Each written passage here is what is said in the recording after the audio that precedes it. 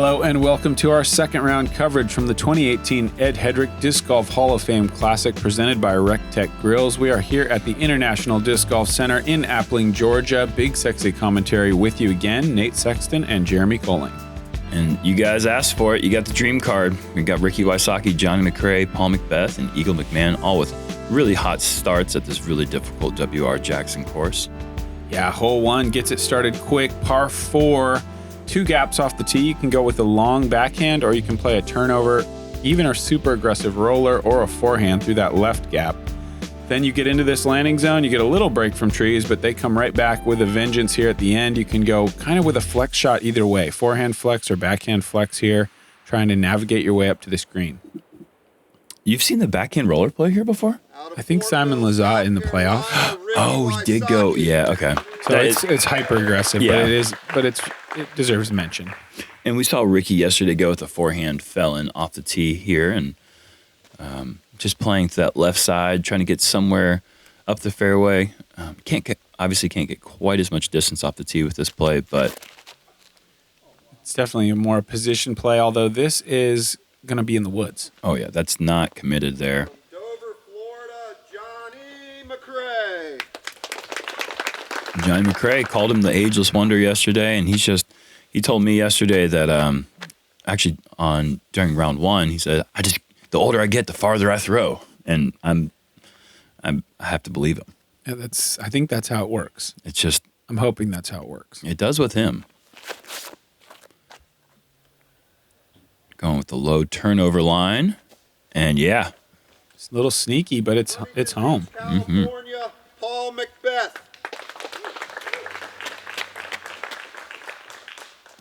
Paul's going to do a new thing this round. He's actually going to match his pants to his driver on each hole. Sorry, I had something in my throat. Perfect. Yeah, great hyzer there. Thunderbird, I think. Maybe even T-Bird 3. Colorado, Eagle McMahon. Eagle, we've been seeing go mid-range here. Like never before this year, right? Anyone. I don't remember seeing it. And no one goes mid-range off this tee. I mean, this is a 660-foot hole, but it's uphill the whole way. Whoa. And Eagle playing that late turnover line. It's working. It's working Johnny perfect. and Eagle both went around that tree into the perfect spot. Incredibly fortunate. If that catches the left edge of that tree there, that's going into a really bad place. A different hole's fairway. Yeah. Hole 13. And Ricky pitches out. Johnny will still have about 300 feet or so to the pin. This looks great. Yeah, low driven shot. That's a great way to start the round off. Eagles put himself in a spot where he can go pure hyzer. That's nice. Ooh, but too much. Takes a kick. You see that on this approach, I feel so much for something about this left side that seems to keep players a really conservative away from going down to the outside edge. And even Paul was a little bit tight, finished further right than he would really like, I'm sure. But I don't know what it is about that left side gap, but it just seems to do that on a lot of shots. And Ricky, great save of his par from a tough lie.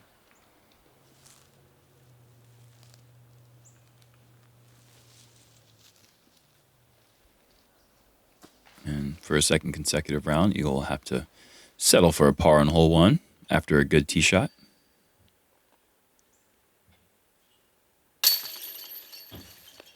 Paul in for birdie.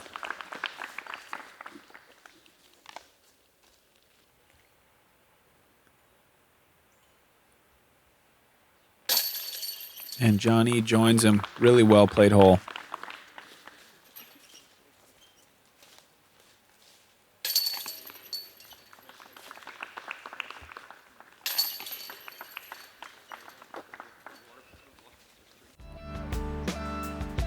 Hole 2, par 3, 390 feet. This one is pretty straightforward as W.R. Jackson goes. Pretty big gap on that right side, and that is the preferred gap for almost all players. Right hand, backhand, fairway type driver, unless maybe you're Eagle McMahon. You might think about a mid here, but 390, it's not a huge crush, but you want to just kind of throw a nice flat shot with maybe a touch of hyzer and let it kind of just do its natural path right up here to the green.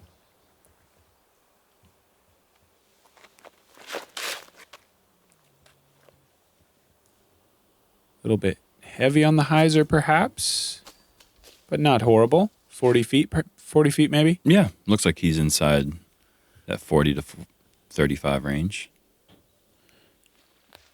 And this is the second easiest hole in the course, which is, I guess it's very, like you said, it's very straightforward, but it's not easy. No. Not by any means. And there's a good shot there from Paul, just inside the circle.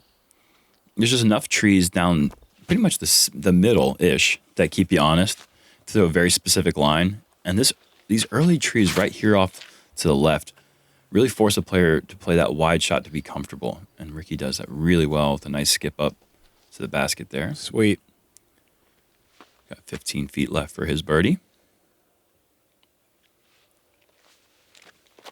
This left side really creeps out more when you're on the tee pad than you can see here on coverage. The early trees. Yes. Yeah, definitely. And perfect shot there from Eagle playing the skip shot.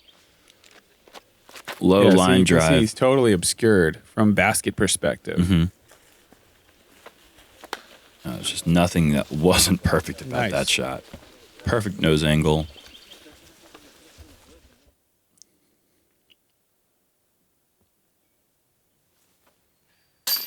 And Johnny's off to a good start here. Birdie, birdie. Sweet putt. That disc rotated about twice from 42 feet. Twice is all he needed. We're going to have a star frame here on hole 2.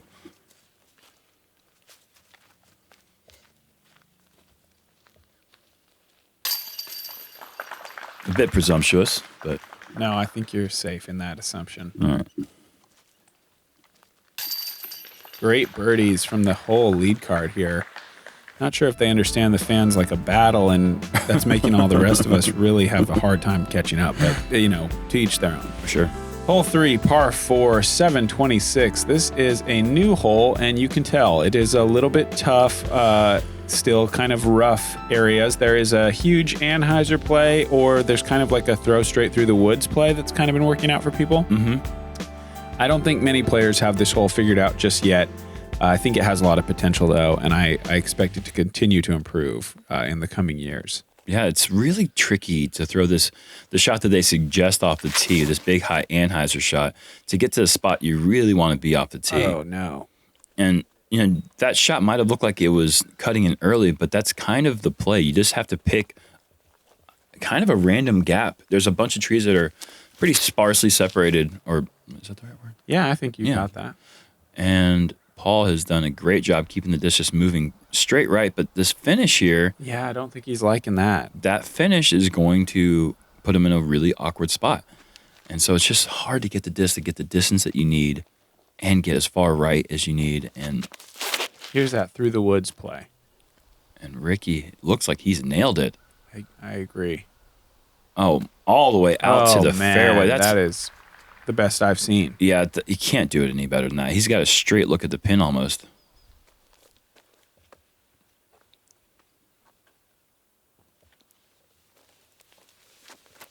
Ladies and gentlemen, the biggest Anheuser.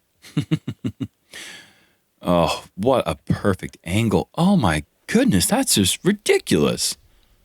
I mean, I don't even care if that's not in a good spot. I don't even know where it is to the hole, but that's like he's almost putting. Yeah, it's maybe some kind of little thumber grenade. You know how Eagle is. That's insanely good. And Johnny's almost got to re-tee. His angle is so bad. Yeah, I just try to do it again, get up there as far as possible. I don't think Eagle's ever thrown a bad grenade on JomezPro. Well, hopefully he goes to it. Knock on wood, unless you're Eagle's grenade. And Paul, wow. Going just a little deep. Some sort of hyzer backdoor play, and wow. Okay, inside the circle. That's crazy. It's a great shot. Ricky just in a fantastic place here, and look what he has to do. I thought he was in a fantastic place. I'm surprised that was his play, honestly, because he's in the fairway. Yeah, but there's just a lot of trees. Johnny making things happen here. Terrible drive, and he's in there with a chance for par. Grenade is going, yeah. Yeah. Put the basket on alert. Oh, put Michael on alert. Yeah, wow. The grenade, a very tough shot to film. I don't know if you guys appreciate that fact, but it's super dangerous for your catch cam guy. Ricky with a good line, just a bit low. I'd seen something on the comments about how this whole how we were talking about how treacherous it was. And it's like, if you think that's bad, you should see my home course. It's way tighter than this. I mean, we appreciate tight woods, but like you have to, this is like one of those holes where I think if you come out here and you see what the way that the hole is presented, it's just, it's so hard to get anything anywhere near the green. Johnny with a great par save. And Paul with the air ball there, surprisingly, on his putt. Eagle with a birdie chance.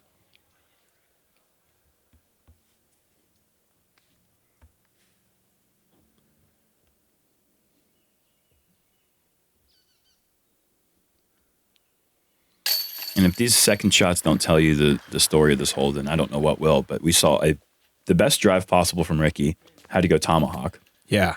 Incredible best drive ever from Eagle, had to go grenade. Yeah. And then Paul had to go backdoor spike sidearm through the woods. You know, if someone's saying, "Hey, this hole looks so easy. See, you should see my course for a real tough course," I guess my response would be, "Sounds awful. No, thank you."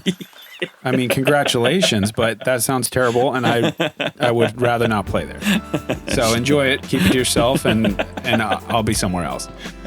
Hole 4, par 3, 327. This one you want to keep it low, going straight with a backhand. Maybe take 1 or 2, maybe even 3 skips over to the left. Try to dodge a couple trees late and set up a putt. It's a straightforward hole. I really do like the shape and the distance of it. There are a few trees here late that I think maybe bring a little more luck into play than I would personally love to see, but I think if you execute, you ought to be in this circle. You really don't have much excuse. The only thing that I think would be questionable is the ceiling. They really want to force that low ceiling shot, and oh, this is money. Yeah, Eagle's going backdoor with the skip, a little bit long. Might have an obstructed putt there from inside the circle. Beautiful shot.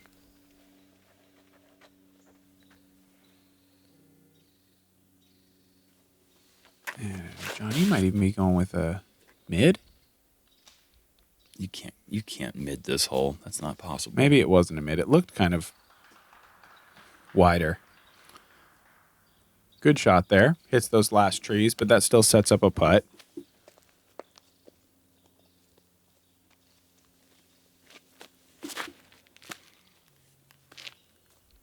And this is the ideal looking line, but that's actually long. Yeah, it was kind of wide. I think the ideal line is sort of like almost sawed off looking, like low and inside, which flirts with some pretty bad danger, but that I think is the purest way. See if Ricky shows us. No, this is really wide. Yeah. And that's actually pretty bad. If that got into the woods very far, he's going to have a lot of stuff in his way. It goes to that same tomahawk 2 holes in a row. This one. We'll get back to you on how that worked out. Yeah, didn't work out good. It wasn't good. Immediate response here. Ricky's trying to save the par. Wow, good effort.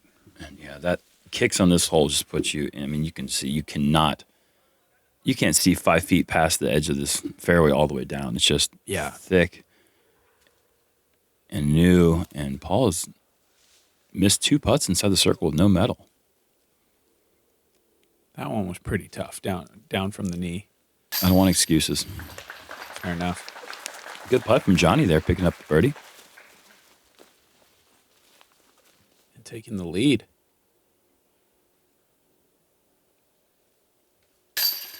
Eagle with a great birdie. Can you believe this is actually the 4th hardest hole in the course? No, I don't believe it. Yeah, it's crazy.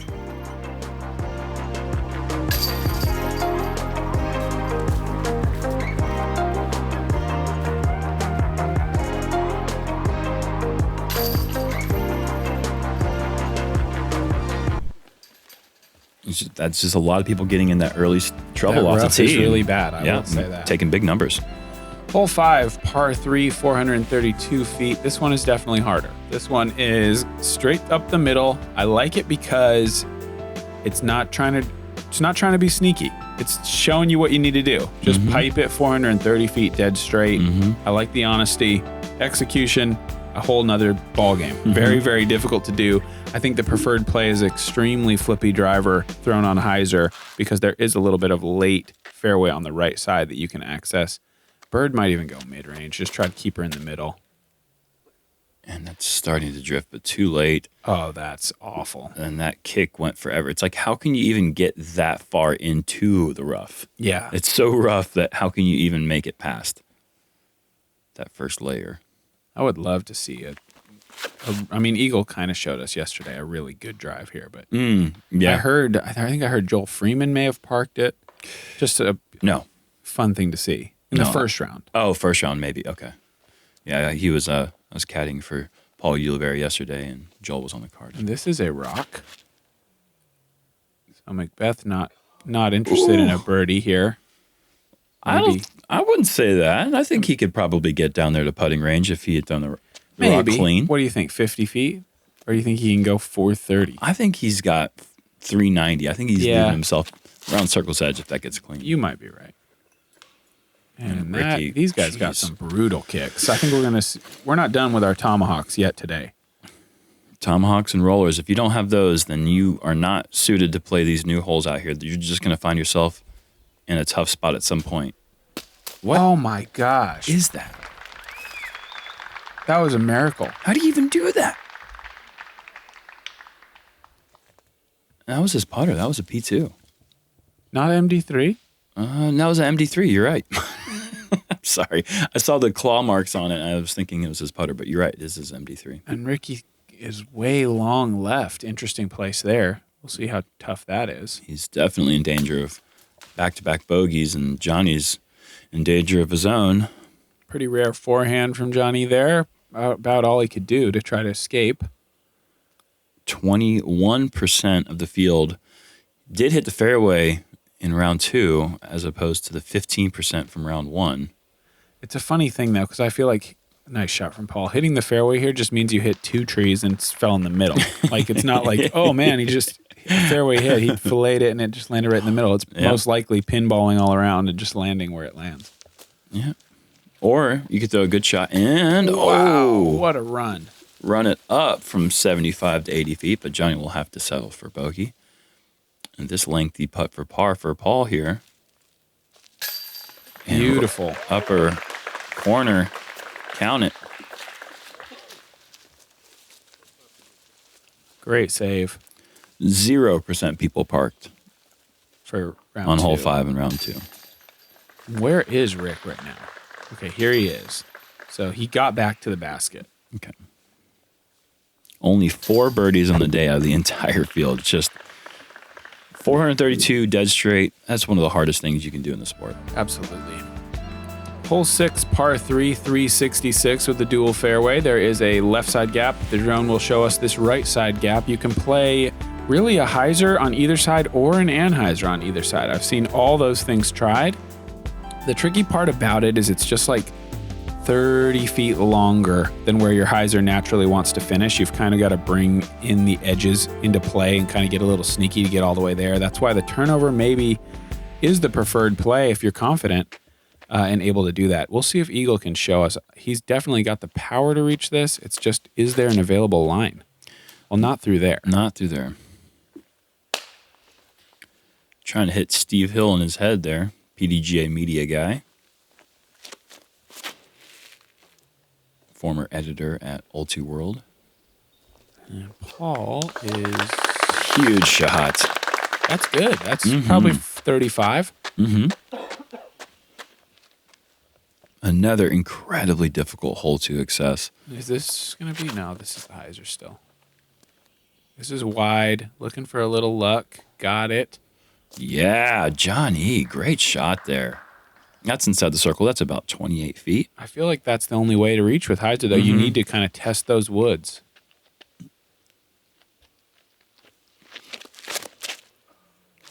And Rick, this looks a little tight. I expect this to be short. I think it even hit a tree. I mean, I think if you're going to go sidearm, the play is that sidearm, right side and hyzer. Otherwise, it's so difficult to get that distance. I don't want to say Eagle doesn't have that distance with a hyzer sidearm, but Yeah. I haven't seen that line hit once yet. Not for a lefty, not from a sidearm thrower. So it's just a very closed line. Decent approaches here. Eagle with another perhaps highlight save after that bad drive. Ball not even 35 feet. Great birdie.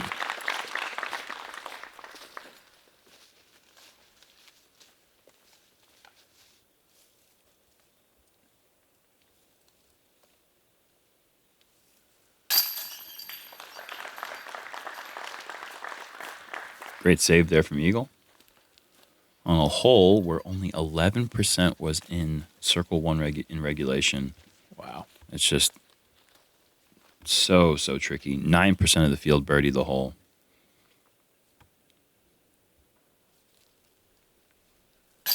And It's pretty crazy if the circle one percentage is higher than the birdie percentage. Because, I mean, obviously there's some people making circle two putts. sure, not many. That's pretty crazy. Just playing tough. Hole 7, par 4, 744 feet, going downhill initially, and to the left, you're going to want to throw a hyzer driver pretty firm here and get down here as far as possible. Try to find this green grassy area. If you don't find that spot, you're basically in scramble mode, even from the fairway. Just try to find a big gap and get as much distance up the fairway as you can. Ideally, you're going to go with kind of a hyzer play. Second shot, more of a gentle hyzer in onto this hillside. Stick it close because this is such a scary putt for rollaways. And as you'll notice, like I called, Paul has matched his driver to his pants on every hole so far. Wow, it's not an easy trick to do. It's not. It's not an easy trick to do. Johnny a little bit wider than I'm sure he'd like, but if he gets a good tree hit, Friendly kick. back to the fairway, but that's still out of birdie range. Such a specific landing zone. This seems like too much hyzer maybe, but the kid throws hard. Just sneaking around. Yeah. Yeah, and he might even have that backdoor sidearm route. Yeah. The stuff of dreams. That's why he says keep on dreaming, ladies and gentlemen. And Ricky with a nice looking shot. Just got to miss that tree, and it does. Should have a full throw from there.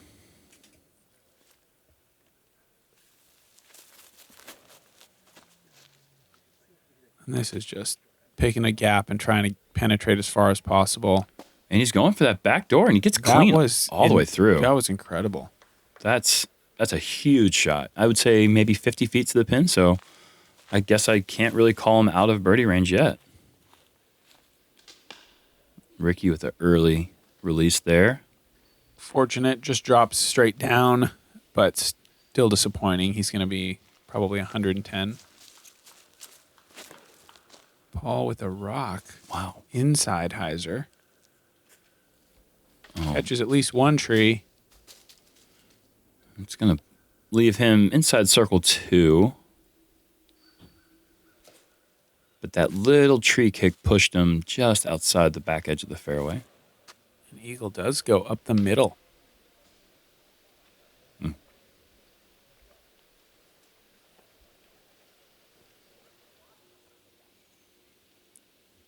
And he's still got some work to do here. Good approach. Mm-hmm.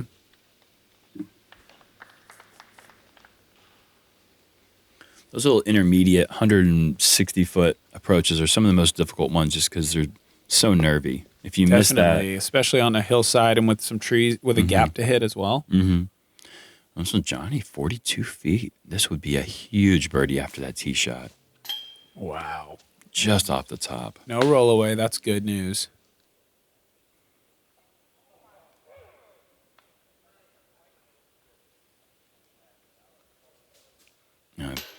Big birdie putt. McBeth off the cage low.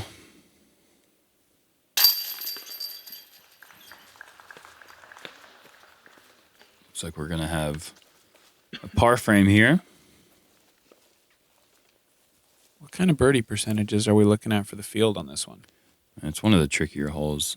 22% of the field actually was able to get the birdie, but it is the sixth hardest hole on the course. It's playing over par average of 4.13. My group had a pretty magical run through. 3 birdies, 1 par. Wow. Yeah, that's a solid score in this one. 50% of the field is taking a par on the hole. It's a pretty easy fairway hit off the tee. It's just this last half of the hole is so tricky and so technical that you just see a lot of what we just saw right there. A lot of approaches that just hit trees and some missed putts, and then everyone cleans up with their par. And this hole is similar in that way. The tee shot is a little more demanding, if anything, because the fairway is very narrow. You're going to try to throw a turnover backhand or a forehand down into the landing zone.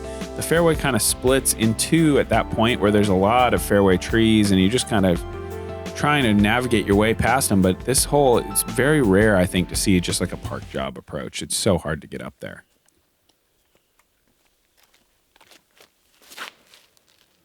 If you drive it that high, though, this has potential to go crazy far. Oh, and catches an early tree just up high. That's that ceiling. You see that tree curling into the fairway, just taking up some of that gap up there, that airspace.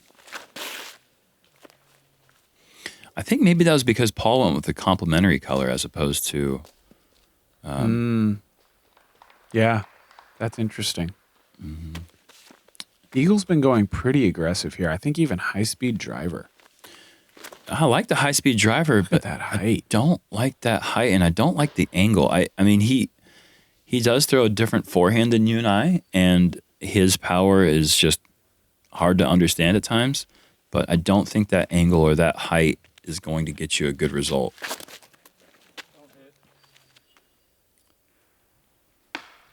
Everybody. Man, 2 rounds in a row, this hole is just really eating up our featured group. And that shot's kind of like your course back home with all the woods. No kidding. No gaps. How disc golf should be. Eagle going with that broken FD roller. Really no chance to get all the way up to the pin, but that was a good scramble shot there. Where is he going with this? Crossbody? Wow, Crossbody cut roller? I didn't, that looked very awkward. If he had pulled that off, we would have just been over here scratching our heads. I don't think I've ever seen him try a shot like that. That was a strange way he had to contort his body. I wonder if that's his shot that he just kind of came up with on the spot, or if he's actually executed that in practice. And wow. Interesting. McBeth, can he save a par? It's floating, folks. Oh, he's in range. Wow. That's a great shot. Wow. Yeah. Inside 35 feet. He's got no business parring after staying in those woods for 2 shots. Yeah. Rick's turned this over again, but actually he's fighting through. Wow. Long putt. Incredibly Rick fortunate. Yeah. There are so many prominent trees that he had to weave through there. That was pretty lucky.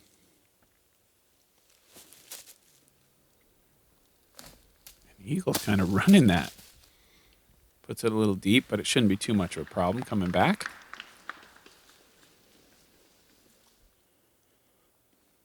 Johnny from about 64 feet. Good height.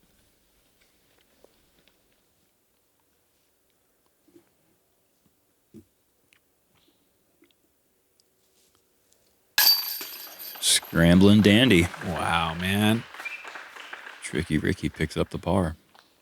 Hit out bogey so fast from that spot. Such a hard bogey. Great save. And here comes another one, perhaps. Inside 35 feet. He actually was inside the circle.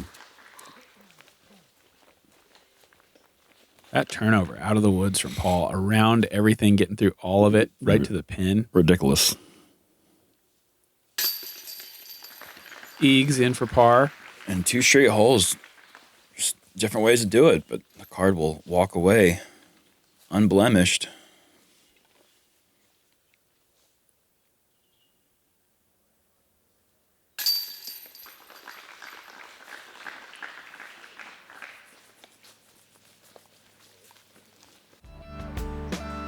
Hole 9, par 4, 618 feet. Another super demanding placement tee shot, and then a very technical approach.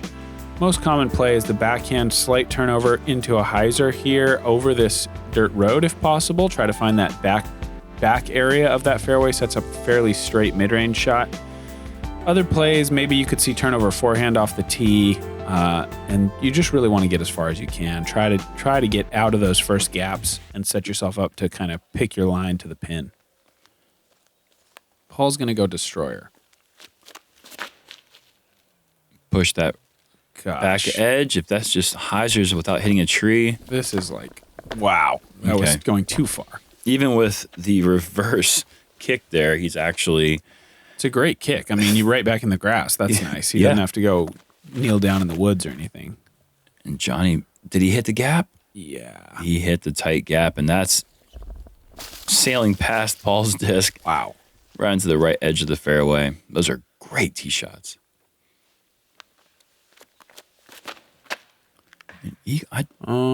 Missed release, maybe. And I think he did the same thing yesterday. He had an early release yesterday, I believe. I wonder if he's thinking about going for that skinny gap. It is there, and it does get you to a really nice spot if you execute, but it does not beat drives like these, just right down the middle, past the road. That, to me, is more ideal. Like, Johnny and Paul were really pushing the edge. Ricky was super controlled right to the spot. And Eagle goes inside flip-up line. Really good-looking shot.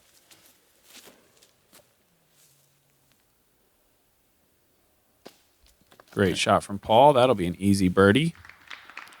Hole 9 is only the second hole on the entire front 9 that actually plays with the average under par. Wow. And Ricky showing off that forehand putter touch. Fantastic. Look at that. Opening the gap big time with that sidearm anhyzer.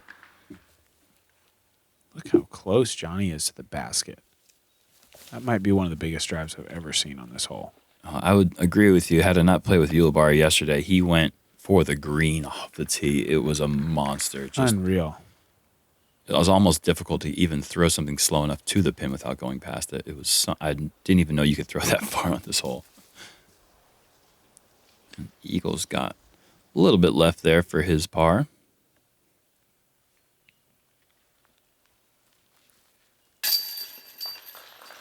Johnny up and in for the nice birdie.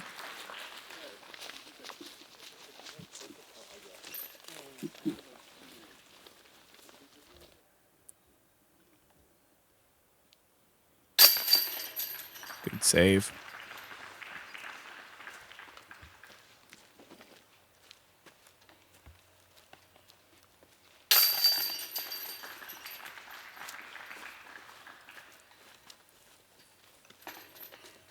Great birdie there. Front 9 in the books. We've got John E. and Paul with the hottest starts, 28, 4 unders. And here is our leaderboard. John E. in the lead, Paul second, tied with Greg, who's charging hard. Eagle right there at 10. Really a ton of guys still in the mix. That's how the woods treat us on tour. It just keeps us all somewhat relatively close, and it's just a matter of who can hit that fairway the most times and get the best breaks, because that's just how these courses seem to shape up towards the end. So we'll see how the back 9 treats us at the second round of the 2018 Ed Headrick Hall of Fame.